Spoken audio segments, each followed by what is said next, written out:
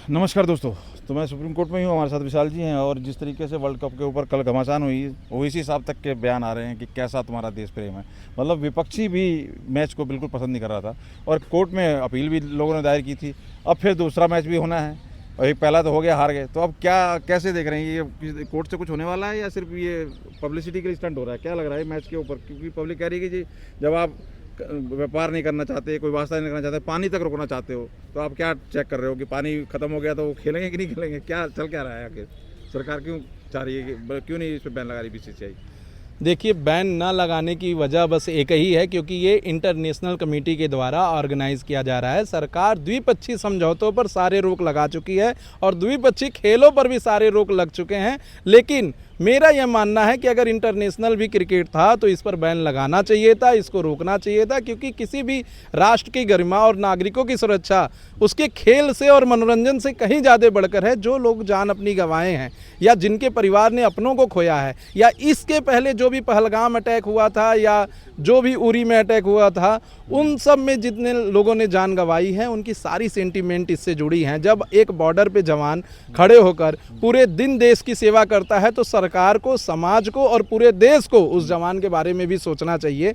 हम बात करते हैं ऐसे जगहों पे एसी में बैठकर या फिर अपने परिवार के साथ बैठकर, हम उनके बारे में नहीं सोचते जो -31 डिग्री सेल्सियस पे खड़े होकर हमें हमारी देश को रक्षा कर रहे हैं। तो ऐसे लोगों पे भी सोचना चाहिए। और हम यहाँ पर सुरक्षित होकर अपने फ्री मन से बोल पा रहे हैं, ये सिर्फ जवानों की वजह से बोल पा रहे हैं, और जिन्होंने इस देश की शहादत में अपनी जान गंवाई उनकी वजह से बोल पा रहे हैं। तो हमें उनके सेंटीमेंट का सम्मान करना चाहिए था। अगर एक टूर्नामेंट से बाहर ही हो जाती टीम इंडिया, या एक आईसीसी का इवेंट या एसीसी का इवेंट अगर नहीं भी खेलती, तो क्या ही हो जाता, क्या फ़र्क पड़ जाता? क्या इंडिया में फंड की कमी थी? क्या इंडिया को खेलने वाले देशों की कमी थी? कितने सारे देश चाहते हैं कि इंडिया से बायलैटरल और ट्राइलैटरल सीरीज खेलें, लेकिन इंडिया की बीसीसीआई अभी मना कर देती है। तो यहाँ पे आईपीएल इतने ज़्यादा दिनों तक चल रहा है, 60-60 दिन, 65-65 दिन, किसी ने कभी कोई ऑब्जेक्ट नहीं किया। लेकिन जब पाकिस्तान से खेलने की बात आई तो लोगों के सेंटीमेंट उभर कर सामने आए, और मुझे लगता है कि लोगों के सेंटीमेंट्स को, लोगों के इमोशन को सम्मान करना चाहिए था। इस खेल से बायकॉट कर लेना चाहिए था। बट अंततः एक चीज़ अच्छा हुआ कि जो हाथ नहीं मिलाया गया या जो बात नहीं की गई या फील्ड पर ऐसी कोई एक्टिविटी नहीं हुई जिससे हम दिखा रहे हैं कि वो हमारे भाई हैं, ये बहुत ही अच्छा था और टीम ने अच्छा किया। सूर्य कुमार ने इस जो हुआ था पहलगाम में, उसको हवाला देते हुए जीतने हारा मतलब बदला वाला बात कही है कि अपने हारा के बदला लिया। तो कहीं ना कहीं माइंड में तो चल रहा था खिलाड़ी को, फिर भी खेल पाए। आखिर कैसे देख रहे हैं इसको? देखिए, कोई एक बयान, कोई स्टेटमेंट उन लोगों की कमी को नहीं पूरा कर सकता है। आप बयान दीजिए, स्टेटमेंट दीजिए, बाद में आके लोगों से माफ़ी मांग लीजिए। इसका मतलब ये नहीं है कि जो हुआ वो सही था। बदला लिया हमने हरा के? कुछ नहीं बदला लिया। बदला लेते हैं जवान जो कि होते हैं सीमा पर। बदला क्रिकेटर या कोई ऐसा आदमी नहीं लेता जो मीडिया में चिल्लाकर या क्रिकेट के फील्ड पर खेल के बोल दे। अगर हार जाते तो हम लोग सुरक्षित हैं जवान की वजह से। हमारे अगेंस्ट जो कुछ भी होता है उसका बदला लेते हैं जवान, और जान भी गंवाते हैं जवान, तो उनका सम्मान करना चाहिए। ये कोई बदला कोई क्रिकेटर, कोई खिलाड़ी नहीं ले सकता है। और ये तो बस एक तरीके से ये कह लीजिए कि अपनी बात पर पूरा करने के लिए कि हमारे खिलाफ विरोध ना हो। तो ऐसे अभी अगर हार जाते तो ट्विटर पे क्या ट्रेंड चलता है, कितनी गालियां पड़ती, बताइए फिर क्या होता। तो ये जीतने के बाद के शब्द हैं। मुझे लगता है कि आगे से इस सीरीज में या इस एशिया कप में तो भारत खेल रही है, आगे से कोई भी ऐसा टूर्नामेंट नहीं करना चाहिए जिससे कि भारत के सभी लोगों का सेंटीमेंट, और ये हवाला देना सभी लोग बंद कीजिए कि ये इंटरनेशनल क्रिकेट का मैच था या आईसीसी का मैच था जिसमें बीसीसीआई बाउंड है, नहीं तो रूल टूट जाते, ये हो जाता, वो हो जाता। जिन 26 लोगों ने अपनी जानें गंवाई हैं उनसे पूछिए कि क्या रूल टूटा है या क्या हुआ है। उनके घर में क्या वो लोगों की क्षतिपूर्ति की जा सकती है? कभी नहीं की जा सकती। तो हमें उन लोगों को ध्यान में रखकर और अपने जवानों के बारे में सोचकर ही कोई कदम उठाना चाहिए था। ये बिल्कुल ही गलत और निराशापूर्ण है। एक तरफ तो खुद मतलब अपनी सरकार कह लीजिए या मोदी सरकार कह लीजिए, जो भी इंडिया गवर्नमेंट चाहती है कि पूरा विश्व बॉयकॉट करे, पाकिस्तान का आतंकवादी घोषित करे, और खुद ये इस किनारे, क्या मजबूरी क्या लगती है कि खुद ये मैच तक से किनारा नहीं कर पाए, ना खिलाड़ी ना सरकार? क्या लग क्या रहा है बीसीसीआई? जो भी है बीसीसीआई भी सरकार से हटके तो है नहीं। देखिए, इसी मुद्दे पर माननीय उच्चतम न्यायालय में 4 लॉ स्टूडेंटों ने पीआईएल को दाखिल किया है और उसमें यही एक मुद्दा जो सबसे मेन है वो रखा गया है कि बीसीसीआई को खेल मंत्रालय के अंदर किया जाएगा और सारे रूल और रेगुलेशन खेल मंत्रालय से ही रेगुलेट होंगे। बीसीसीआई कोई अलग से बॉडी नहीं होगी और उसको अलग से नहीं माना जाना चाहिए, क्योंकि अगर बीसीसीआई के ऊपर ऐसे क्वेश्चन आते हैं तो वो ये कहती है कि हम तो स्वायत्त हैं, हम तो फ्री हैं, हम तो कुछ भी कर सकते हैं। नहीं, आप कुछ नहीं कर सकते। अगर आप ड्रीम 11 को, अगर आप क्रिक सर्कल को या किसी भी बेटिंग ऐप को बढ़ावा दे रहे हैं तो ये बिल्कुल भी गलत है, आप ऐसा नहीं कर सकते। बीसीसीआई खेल मंत्रालय के अंतर्गत आएगा और अंतर्गत आने के बाद सारी फंडिंग, सारी चीज़ें रेगुलेट की जाएंगी और उसके बाद ही कोई काम हो पाएगा। ये बहुत ही दुर्भाग्यपूर्ण है कि ये सरकार, जो कि जिसका पूरा समर्थन पूरे हिंदुओं का, पूरे देश का है, उन्होंने इस पर कोई अपने बयान, कोई प्रतिक्रिया नहीं दी। प्रतिक्रिया आना चाहिए था, कम से कम यही आके कहना चाहिए था कि हम जो क्रिकेट खेल रहे हैं वो क्रिकेट किसी बाउंड्री की वजह से, किसी ऐसे रूल और रेगुलेशन की वजह से खेल रहे हैं, नहीं तो हम नहीं खेलते। आप पानी रोक रहे हैं, आप ट्रेड रोक रहे हैं, आप एयर स्पेस रोक रहे हैं, आप बातचीत रोक रहे हैं, आप एक दूसरे के यहाँ का पूरा बिजनेस ठप कर रहे हैं। आप क्रिकेट कैसे खेल सकते हैं? एक साथ नहीं बहेगा। बातें देखिए, वही तो कह रहा है। विरोधी भी मतलब चुटकी ले रहे हैं, कह रहे देशभक्त बनते हो सबसे ज्यादा, और ऐसे मौके पे देखिए, विरोधियों को तो कहने का मौका ये सरकार ने दे दिया है। पिछले 10 सालों में ऐसा कोई भी मौका नहीं मिला था, तो जो एक मौका मिला है उसको भुनाने की कोशिश की जा रही है। जबकि ऐसा नहीं होना चाहिए। पूरे देश को एक साथ एक सेंटीमेंट में खड़े रहना चाहिए था। इसमें कोई भी राजनीतिक पहलू नहीं देखने चाहिए थे।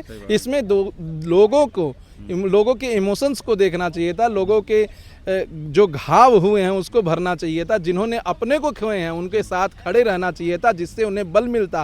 क्योंकि बहुत सारे ऐसे लोग हैं जो पहलगाम अटैक में अपने लोगों को खोने के बाद भी सरकार के साथ खड़े थे, और कई लोगों ने, कई विक्टिम ने ये कहा कि हमें मोदी सरकार पे पूरा भरोसा है, वो जरूर बदला लेंगे, और सरकार ने ऐसा किया भी। ऑपरेशन सिंदूर लॉन्च करके वो बदला लिया, लेकिन ये खेल कराकर ये बहुत गलत किया। इससे बहुत क्रिकेट डली हुई है। क्या लग रहा है आगे के मैच रद्द होंगे? कुछ लग रहा है कुछ? देखिए, पीआईएल में आगे के मैचेस रद्द होंगे कि नहीं ये तो बाद में देखेंगे, लेकिन बीसीसीआई को खेल मंत्रालय में इंक्लूड किया जाए, ये बात बिल्कुल साफ हो चुकी है और माननीय न्यायालय इस पर सुनेगा और जल्द ही इस पर कोई अच्छा डिसीजन आएगा। क्या कहेंगे?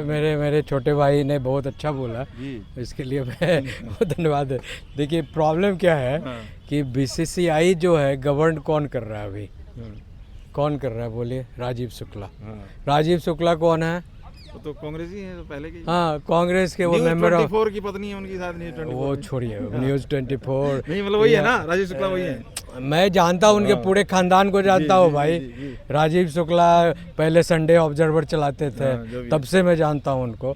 और नाम तो जैसा का लिया जाता है। हाँ, आगे तो जैसा करते हैं, उनके मीम चलाए जा रहे हैं जैसा के। ये जैसा मीन्स जैसा इनका लड़का है। जैसा उनके लड़के थोड़े ही हैं। नहीं, अमित शाह जी के लड़के जो हैं। अमित शाह के लड़के यहाँ कहाँ है भाई? वो तो इंटरनेशनल बॉडी में चले गए ना। यहाँ पर जो है नेशनल ये है, और उसके बीसीआई के हेड जो हैं, चेयरमैन अभी जो है राजीव शुक्ला जी हैं, वो मेंबर ऑफ पार्लियामेंट है कांग्रेस पार्टी के। सोनिया जी के खासम खास आदमी हैं, राहुल गांधी के आगे पीछे करने वाले हैं। अच्छा, ठीक है ना? अच्छा। तो उन्होंने देखा कि भाई इसको कैसे पूरे मतलब मोदी जी की जो हाइट बढ़ रही है, अच्छा। पाकिस्तान के साथ खून और पानी का रिश्ता अलग अलग कर कर, तो हम अपना चौका में छक्का कैसे मारे, ठीक है ना? तो इन्होंने अपने चौके में छक्का इस तरह से मारा कि ले तू कह रहा नहीं होने देंगे, का खून और पानी एक साथ, हम तो भैया तो कराएंगे। वो एक बिहार में कहावत है कि तू जे कहे छी ठीके छे, हाँ, लेकिन हम तो खुटा इठिना गड़बो। हाँ, समझे? मतलब तुम जो कह रहा है कि खून और पानी एक साथ नहीं बहेगा, लेकिन हम तो भैया वही कह रहेंगे जो मेरा मन होगा। तो देशद्रोही लोग हैं ये, जनता के मिजाज से ये नहीं चलना चाहते हैं। ये 100% सनातनियों के और हिंदुओं के खिलाफ शुरू से नेहरू का पॉलिसी रहा है, इंदिरा का पॉलिसी रहा है, राजीव का पॉलिसी रहा है, मनमोहन सिंह का पॉलिसी रहा है, नरसिंह राव का पॉलिसी रहा है, और अभी सोनिया और राहुल और प्रियंका का पॉलिसी चल रहा है, समझे ना। तो ये लोग चाह रहे हैं कि एन केन प्रकारेण किसी तरह देश में ऐसे ऐसे कारनामों को किया जाए जिससे देश का शर्मिंदा हो, देश के हिंदू सनातनी शर्मिंदगी से मरे कटे आपस में। एक तरफ ऑपरेशन सिंदूर का मजाक बनाते हैं हाँ। और एक तरफ अभी दिखाने की कोशिश कर रहे हैं, अरे मोदी जी क्या जरूरत है, क्या कहेंगे? देखिए, हम बताएं, इस देश में अभी बहुत ज़्यादा यूनिटी है और ऐसा कुछ भी नहीं हो सकता कि इस देश के लोगों में आपसी उन्माद फैला सकता है कोई भी विपक्षी। अभी सब बहुत एक हैं और हो सकता है कि अपने परिवारजन से कोई नाराज हो सकता है, किसी बात पे डिसएग्री हो सकता है, लेकिन उसे छोड़ कर नहीं जा सकता। तो ये विपक्षियों की चाल या साजिश जो है बहुत ही गलत है कि इस एक छोटे से कार्य से लोग इनसे खिलाफ हो जाएंगे या मोदी गवर्नमेंट से खिलाफ हो जाएंगे। अगली बार भी मोदी सरकार ही आएगी और मोदी जी की लंबी आयु की कामना हम सभी लोग कर रहे हैं, क्योंकि देश में जो एकता और अच्छी चीज़ों को करने के लिए मोदी जी ने किया है वो बिल्कुल कारगर हो रहा है और लोगों का विश्वास अभी बना हुआ है। तरह तरह के स्टेट में अभी चुनाव हो रहे हैं, सारी जगह उनकी सरकारें बन रही हैं। इसका साफ साफ मतलब है कि केंद्र में जो सरकार है उसका समर्थन राज्य के लोग अभी तक कर रहे हैं और आगे भी करते रहेंगे। मैं देश की जनता से एक अपील करना चाहूँगा कि जिस तरह से देश की जनता के सेंटिमेंट के खिलाफ ये बीसीसीआई, राजीव शुक्ला कांग्रेस के member of parliament being the अध्यक्ष ऑफ बीसीसीआई, उन्होंने ये पाकिस्तान के साथ मैच ऑर्गेनाइज किया, तो देश की जनता भी बिफिटिंग रिप्लाई दे और उनको जो है उसी तरह कर दे कि ये जो 2, 4, 10, 20 एमपी जहाँ तहाँ से खींच कर लाते हैं,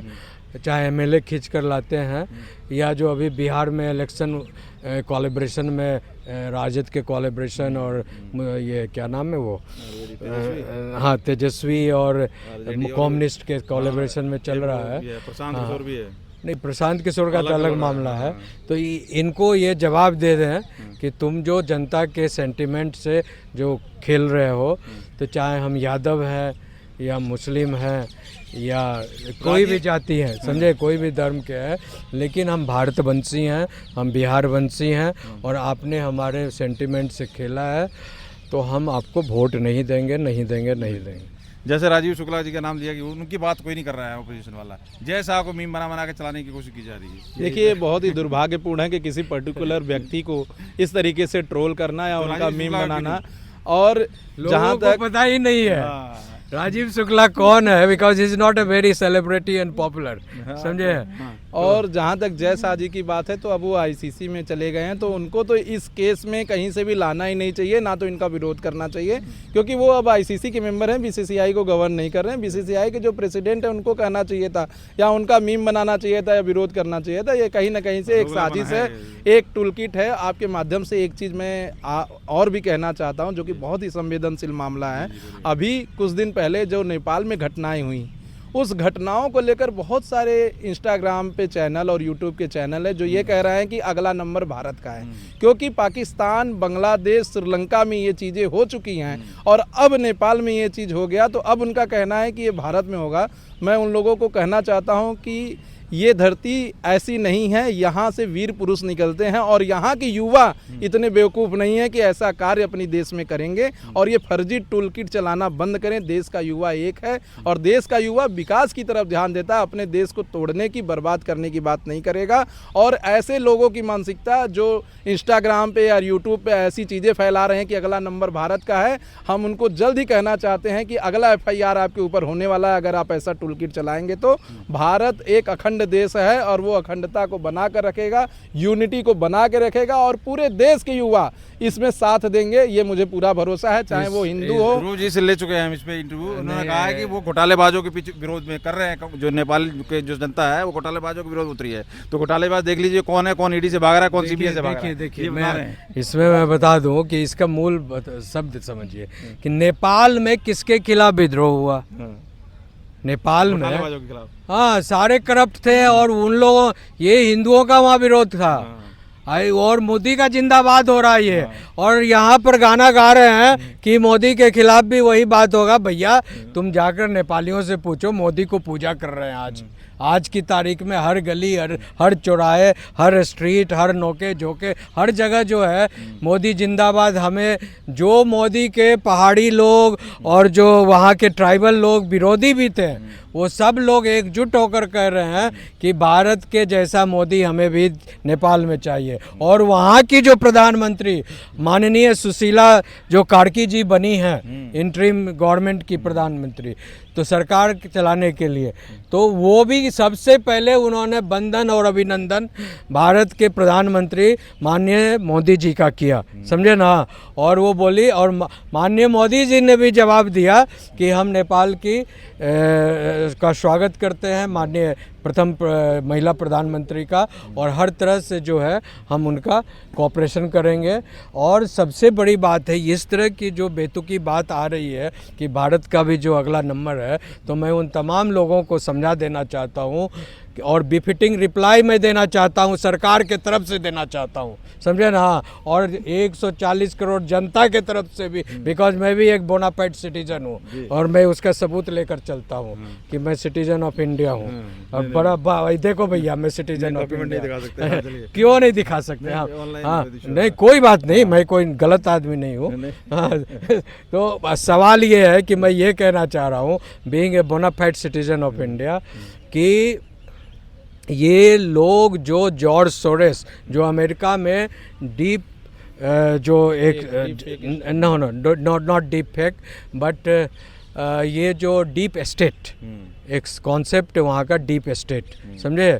तो वो डीप स्टेट जो पॉलिसी जो उसमें टॉप लेवल के लोग जो बड़े बड़े लोग हैं, उनका काम है अमेरिका में बैठकर, अमेरिका से आगे कोई भी देश बढ़ना चाहता है या अमेरिका के लेवल में आना चाहता है, compete करना चाहता है, तो सबसे पहले उसको एस्कटल करो, उसकी सोशियो इकोनॉमिक, सांस्कृतिक, एकेडमिक, साइंटिफिक, मिलिट्री पावर सबको एस्कटल करो, डाउन करो, उसमें झमेला पैदा करो। उसके लिए जो है वहाँ पर आपको श्रीमती गांधी जी जो 1991 में वहाँ पर जो है ओपन सोसाइटी जॉर्ज सोरेस ने बनाया, ठीक है, 1991 में। और 1993 में जो है सोनिया गांधी जब यहाँ पर 1991 में राजीव गांधी फाउंडेशन बनाई थी, तो 92 में उन्होंने लंदन में एक चैप्टर खोला, और 93 में जो है 1993 में सोनिया गांधी खुद गई है वहाँ अमेरिका, वहाँ इसने इसका राजीव गांधी फाउंडेशन का अमेरिकन चैप्टर खोली इसने, और वहाँ जॉर्ज सोरेस से मीटिंग की। और उसी दौरान जो है जॉर्ज सोरेस का ये जो ओपन सोसाइटी और ये राजीव गांधी फाउंडेशन का एक सिस्टम से कोलैबोरेशन हुआ कि हम आपको जो है राजीव गांधी फाउंडेशन के तरफ से को असिस्ट करेंगे, और आप डिस्ट्रक्टिव एक्टिविटीज़ जो है चारों हमें लिस्ट दीजिए किन किन सोसाइटी को। उसी के बाद देखिए वो आई आपको जिसको भारत रत्न अवार्ड मिला, क्या नाम था, मदर टेरेसा, उसको लाया गया। पूरे नॉर्थ ईस्ट को उन्होंने जो है ये क्रिश्चियन स्टेट बनाया, ये वो इस्लामीकरण को ये पूरा रिसर्च किया। फिर 2010 में जो है FCRA कानून आया, FCRA कानून से अरबों खरबों रुपया पंप किया गया देश में कि भाई आप यहाँ जो करना है करो। सरकार ने कानून बना दिया कि जितना पैसा मंगाना है मंगाओ, कसकर कन्वर्जन करो, कसकर गुंडागर्दी करो, कसकर जो लाइसेंस दे दिया, पैसा लूटो, खाओ पैसो। मैं वहाँ से भेज रहा हूँ, अमेरिका से, इधर सऊदी अरबिया से भेज रहा हूँ, कनाडा से भेज रहा हूँ, ऑस्ट्रेलिया से भेज रहा हूँ, चैनलाइज कर दिया पैसा को, समझ गए ना। तो ये सारा खेल जो है जो जॉर्ज सोरेस के टीम से आ रहा है, उसको जो है देश को डिस्ट्रक्टिव ढंग से, तो ये लोग का वही गेम है। कोई यहाँ की जनता में कोई उबाल नहीं है उस तरह का, और वहाँ अगर उबाल आएगी भी, मैं आपको साफ कह देना चाह रहा हूँ, तो ये तमाम लोग जो भारत के खिलाफ साजिश कर रहे हैं या मोदी के खिलाफ साजिश कर रहे हैं, बिकॉज मोदी को लोगों ने दिल में बसाया है, तो उन्हीं के खिलाफ आएगा, उन्हीं के खिलाफ विद्रोह होगा, ठीक है ना। देखिए, इस देश की जनता, इस देश की सरकार, इस देश के युवा और इस देश का सुप्रीम कोर्ट इतना कमज़ोर नहीं है कि यहाँ पे पंजाब, यहाँ पे नेपाल और पाकिस्तान और बांग्लादेश और श्रीलंका जैसे हालात पैदा कर सकती है। यहाँ के युवा बहुत ही सम्मानीय हैं और वो अपने जीवन में आगे बढ़ रहे हैं, और मुझे लगता है कि वहाँ यहाँ के युवा उस तरीके से अपने देश की प्रॉपर्टी को, देश के सुप्रीम कोर्ट को, संसद भवन को नहीं, कुछ भी खतरा नहीं पहुँचाएंगे जैसा कि नेपाल में हुआ। तो ये गलत आइडियोलॉजी फैलाना आप सभी लोग बंद कीजिए। जो भी लोग ऐसा कर रहे हैं, कई लोगों को मैंने इंस्टाग्राम पे देखा, उनके खिलाफ लीगल कार्रवाई भी हो सकती है और उनको जेल भी जाना पड़ सकता है ऐसे स्टेटमेंट देके, क्योंकि ये राष्ट्रद्रोह में आता है। और आप ऐसा कार्य बिल्कुल ना कीजिए जिससे कि सरकार के प्रति लोगों में अविश्वास पैदा हो। ये जनता लोगों को चुन के यहाँ पे सरकार में भेजी है और मोदी जी पर पूरे देश का विश्वास है और आदरणीय प्रधानमंत्री जी अपने इस उम्र में भी पूरी तरीके से कार्य कर रहे हैं और देश को आगे बढ़ाने के बारे में ही सोच रहे हैं। और जल्द ही उनका कुछ वक्तव्य या हो सकता है मन की बात में एक एडिशन भी इस पर आए अपने देश की युवाओं के लिए। और मैं चाहता हूं कि सारे युवा एकजुट रहें और देश को आगे बढ़ाने में, विश्व गुरु बढ़ाने में काम करें। उम्र के बढ़ तो इनका भी बड़ा तंज आता है, बहुत परेशान है ये कांग्रेस या कल या विपक्ष की उम्र हो गई है, 75 की बात कही थी। इनको जल्दी ज़्यादा चिंता है कि रिटायर कब होंगे मोदी जी, लग रहा हरा नहीं पाएंगे, इसलिए रिटायर की चिंता है। देखिए, जब प्रधानमंत्री जी अपने स्टेट में मुख्यमंत्री थे तब इनको नहीं लगता था कि ये देश के प्रधानमंत्री के लिए नॉमिनेट होंगे। आदरणीय राजनाथ सिंह ने इनका नाम आगे भेजा और ये प्रधानमंत्री के लिए चुनाव में आगे आए और प्रधानमंत्री का चुनाव जीतकर पूरे देश की जनता का सेंटीमेंट को जीत के, इमोशन को जीत के यहाँ तक पहुँचे हैं। तो अब इनकी ये खलबली मच रही विपक्षी की कि कैसे और कितनी जल्दी इनको भेजा जाए। मैं तो मानता हूँ कि सारे राज्य के सभी लोगों को ये सोचना चाहिए कि मोदी जी की लंबी उम्र रहे, स्वस्थ उम्र रहे और आगे जब तक वो एक्टिवली काम कर सके वहीं प्रधानमंत्री रहें और देश को ऐसे ही चलाते रहें। कोई 75 ईयर का रूल ना रहे, कोई चीज़ ना रहे। उनको रूल तो ये रूल उन्होंने बनाया है, लेकिन देश को अभी एक ऐसे लीडर की ज़रूरत है, क्योंकि अभी देखिए बहुत ज़्यादा पूरे विश्व में ऐसे घमासान चल रहे हैं जिसमें कि एक मजबूत और सशक्त लीडर की ज़रूरत भारत को है। अगर एक सशक्त और मजबूत लीडर भारत में नहीं रहेगा तो आगे आने वाले समय में बहुत ही खराब परिणाम आ सकता है। शारीरिक क्षमता भी है, अगर किसी की क्षमता 60 में बेकार है, नहीं कर सकता तो वो बेकार है, जिसकी क्षमता है वो। जी, वही मैं कहना चाहता हूं, क्योंकि अभी पूरे देश में युद्ध, पूरे विश्व में युद्ध चल रहा है। इजराइल का युद्ध अलग चल रहा है, यूक्रेन और रसिया का युद्ध अलग चल रहा है, अमेरिका कई सारे देशों में इंटरवेंशन करके अलग युद्ध को बढ़ावा दे रहा है। तो ऐसे समय पर देश को एक सशक्त और अनुभवी प्रधानमंत्री की आवश्यकता है और मैं अभी उनका जन्मदिन भी आने वाला है, मैं कामना करता हूं कि ईश्वर उनको लंबी आयु दे और जल्द से जल्द वो फिर से चुनाव जीते और फिर से प्रधानमंत्री अगले टर्म्स के लिए भी रहें वहीं। चलिए, लाइन चेंज हो गई। अब आप बताइए ये मैचों का क्या होने वाला है? इंडिया पाकिस्तान के आगे क्या लग रहा है? कुछ कोर्ट की तरफ से आएगी हिदायत या कैंसिल रद्द किए जाएंगे या क्या लग रहा है? इसको खत्म करते हैं टॉपिक। देखिए, माननीय न्यायालय ने साफ कह दिया है कि इसको नॉर्मल टेंडेंसी में जब कोर्ट में लिस्ट होगा तभी ये केस आएगा और मुझे लगता है कि एक मैच हो जाने के बाद ये मैच अब आगे वाले जो अभी आगे नेक्स्ट संडे को है ये रद्द नहीं होगा मैच। अब ये एशिया कप खेलेंगे, लेकिन उसमें जो एक प्रेयर मांगा गया है कि बीसीसीआई को खेल मंत्रालय के अधीन किया जाए, वो प्रेयर पे सुन सकती है माननीय न्यायालय, क्योंकि उसमें कहीं ना कहीं बहुत सारे ऐसे पॉइंट्स हैं, क्योंकि बीसीसीआई इंडिपेंडेंट अथॉरिटी नहीं है और वो अकेले अपने तरीके से नहीं चल सकती है। उस पर भारत सरकार का और खेल मंत्रालय का कुछ न कुछ रिस्ट्रिक्शन होना चाहिए और ये रिस्ट्रिक्शन बहुत ज़रूरी है, क्योंकि बहुत ज़्यादा ऐसे केसेस हुए हैं जिसमें कि बीसीसीआई ने रूल्स को तोड़ा है और बहुत ज़्यादा ऐसी चीज़ें, जैसे अभी आईपीएल में देखिए, आईपीएल में जो स्टैम्पेड हुआ, बेंगलुरु रॉयल चैलेंजर ने जो अपना प्रदर्शन कर रही थी तो उसके बाद जो स्टैम्पेड हुआ उससे भी बीसीसीआई को कहीं ना कहीं परमिशन उस फ्रेंचाइजी को भी बीसीसीआई से लेना चाहिए था और बीसीसीआई को केंद्र सरकार से और उस राज्य सरकार से परमिशन लेने के बाद पूरे ऑर्गेनाइजेशन कराने के बाद ही वो चीज़ें होनी चाहिए थी। बहुत सारे समय पे ऐसा होता है कि कई स्टेट में पानी की कमी होती है, गर्मी में आईपीएल होता है उसमें पानी की कमी होती है और जो भी ग्राउंड तय होता है उस पर बहुत पानी लगता है और वहाँ पर जितने भी लोग आते हैं उनको भी पानी की आवश्यकता होती है। तो कई राज्य बना कर चुके हैं कि हमारे स्टेट में आप आईपीएल मत कराइए, लेकिन उसके बावजूद भी आईपीएल होता है और किसी की उस पर कोई पाबंदी नहीं होती क्योंकि इनके ऊपर कोई रिस्ट्रिक्शन नहीं है। तो अब ये रिस्ट्रिक्शन लगाने की मांग की गई है और कोई भी संस्था देश से बड़ा नहीं है, कोई भी व्यक्ति देश से बड़ा नहीं है, कोई भी संगठन देश से बड़ा नहीं है। तो मैं ये मानता हूं कि रिस्ट्रिक्शन होना चाहिए और आगे अभी पीआईएल जो लगा है उस पर सुनवाई होगी और माननीय न्यायालय इस पर जरूर नोटिस इशू करके जवाब मांगेगा केंद्र सरकार से। बहुत बहुत धन्यवाद हमारे साथ जुड़ने के लिए और सारी टेक्निकल बातों को रखने के लिए। जिस तरीके से डायरेक्ट सरकार के ऊपर आक्षेप लगाए जा रहे हैं, किस तरीके से टेक्निकलिटी चीज़ें हैं, बहुत सी चीज़ें हैं जिनको सिलसिलेवार वकील साहब ने हमारे सामने रखा और मैं सोचता हूँ कि अब चीज़ें क्लियर हो गई होंगी। बाकी आगे क्या होने वाला, आगे आने वाला वक्त बताएगा और कोर्ट की तरफ से भी जो भी कार्रवाई होगी वो आपके सामने इसी तरीके से हम रखेंगे सामने बात करके। आप क्या राय रखते हैं जरूर कमेंट करके बताइए। बहुत बहुत धन्यवाद। Thank you sir.